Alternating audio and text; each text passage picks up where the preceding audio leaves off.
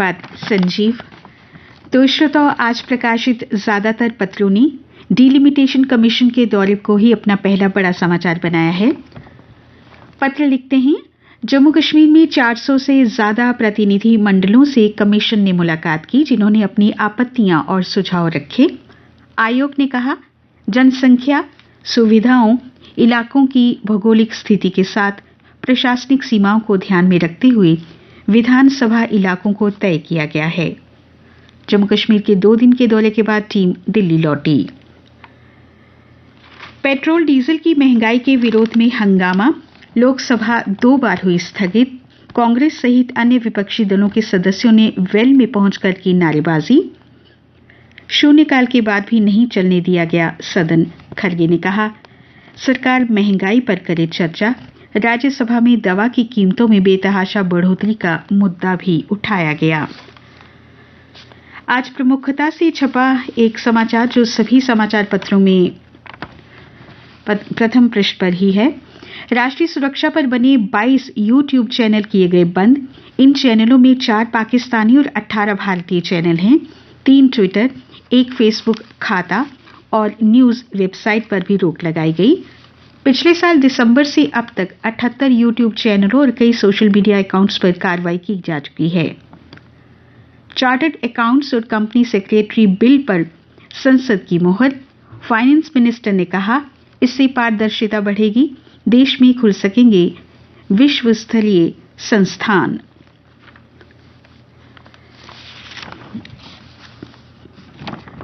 Agriculture university Jammu में एक regional conference का आगाज करते हुए जम्मू कश्मीर के उपराज्यपाल मनोज सिन्हा ने कहा, जलवायु परिवर्तन से निपटने के लिए जैविक खेती समय की मांग है। उन्होंने कहा, सरकार इसके लिए किसानों को प्रोत्साहन भी दे रही है और इस साल कृषि क्षेत्र के लिए 2,835 करोड़ रुपए का आवंटन भी किया गया है।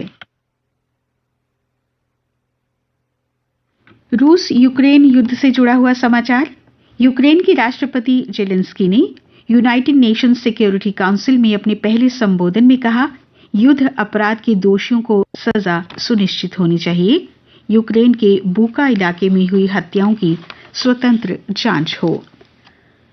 इधर पाकिस्तान में नो कॉन्फिडेंस मोशन पर पाकिस्तान सुप्रीम कोर्ट ने संसदीय कार्रवाई का रिकॉर्ड मांगा। आज फिर होगी सुनवाई। 3 माह में आम चुनाव न करवाने के बयान पर पलटा इलेक्शन कमीशन। पाकिस्तान में नई सरकार के गठन तक इंटरनेशनल मॉनेटरी फंड ने फंडिंग रोकी। श्रीलंका के राष्ट्रपति राजपक्षे ने वापस लिया आपातकाल। पिछले कल सत्तारूढ़ गठबंधन के दर्जनों सांसदों ने सरकार का साथ छोड़ दिया। स्पीकर ने देश की मौजूदा स्थिति पर चर्चा के लिए बुलाई बैठक। अन्य समाचार। जम्मू कश्मीर प्रशासनिक सेवा के सदस्यों से ली जाएगी वर्ष 2021-22 की वार्षिक प्रदर्शन रिपोर्ट यानी एपीआर। स्पैरो पोर्टल के माध्यम से स्वयं मूल्यांकन जानकारी 30 अप्रैल तक देनी होगी।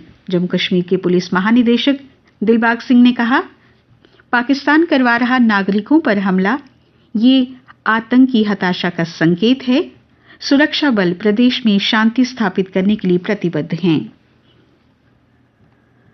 Kashmir chamber of commerce and industries के अध्यक्ष के नेतृत्व में व्यापारी प्रतिनिधि मंडल ने की प्रधानमंत्री से मुलाकात। कालीन उद्योग को बढ़ावा देने का किया अनुरोध। व्यापार, वाणिज्य और उद्योग के पुनरुद्धार के लिए मांगी मदद। कश्मीरी पंडितों को राहत देते हुए पंजाब हरियाणा हाईकोर्ट ने बहादुरगढ़ में प्लॉटों के ड्रा में उनका नाम शामिल करने का दिया आदेश। भारतीय जनता पार्टी के स्थापना दिवस के अवसर पर संसदीय दल की बैठक में प्रधानमंत्री ने कहा, सांसद सेवा के लिए रहें समर्पित, लोगों से जुड़ें, जनता के बीच काम करें, महत्वाकांक्षी योजनाओं का प्रचार प्रसार भी करें। महाराष्ट्र में शिवसेना सांसद संजय राउत और दिल्ली में आप सरकार के मंत्री सत्येंद्र जैन की कई संपत्तियां प्रवर्तन निदेशालय ने की अटैच।